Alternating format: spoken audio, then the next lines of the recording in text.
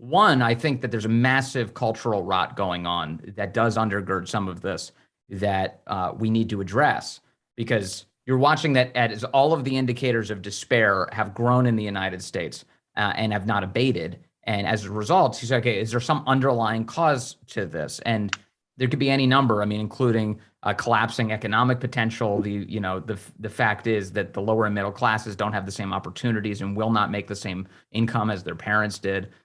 You've got more broken families of all demographics. That's just true. The commonality between all of these mass shooters in particular is either the estranged or broken relationships that they have with their fathers.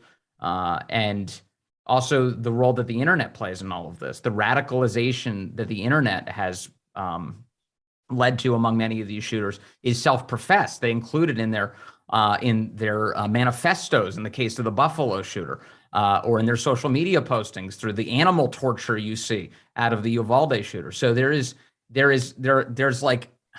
something deep and meaningful going on there, I think, that needs to be addressed. And finally, and just by way of context, if we think about shootings in the United States, the extent to which homicides occur using a gun as the implement of homicide, there is a very narrow focus on this particular type of shooting for pretty obvious reasons, I think, given how much it pulls at the heartstrings at every news consumer who sees this, like, oh my God, children especially being killed. But there's a vast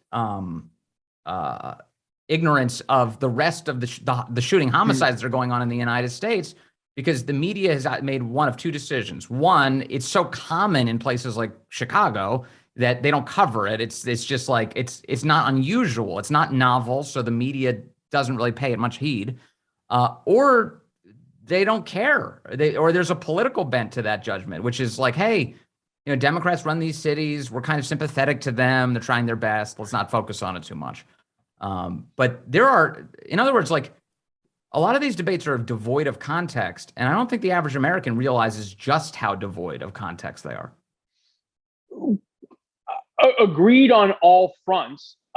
I would give you the reason for it, and I think it's very simple, which is that it allows for a very concise narrative that fits into the generic political debate. And I'll give, because I think I have to, for the school shootings, it's very easy to put it into, it's the gun's fault, gives great weight for Democratic senators and great political leverage to say, we need gun control. We need to ban assault rifles. If we ban the sale of assault rifles, there will be no more school shootings. In the same way, and that argument plays out on CNN and MSNBC. In the same way, it's equally difficult to tackle the big city crime issues in Chicago.